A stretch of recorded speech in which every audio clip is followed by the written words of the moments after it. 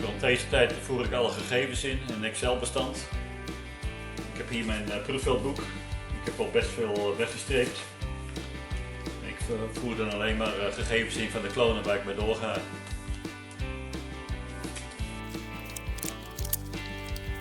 Hier heb ik de tweedejaars. Daar is niet veel meer van over.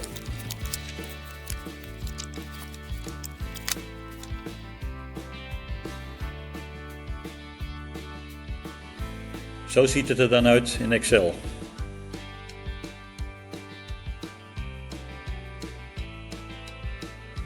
De derdejaars komt er een regel bij, zodat ik ook de gegevens van vorig jaar erbij zie.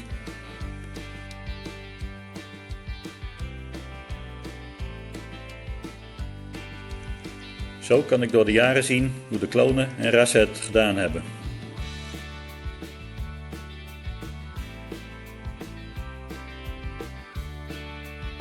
Bedankt voor het kijken.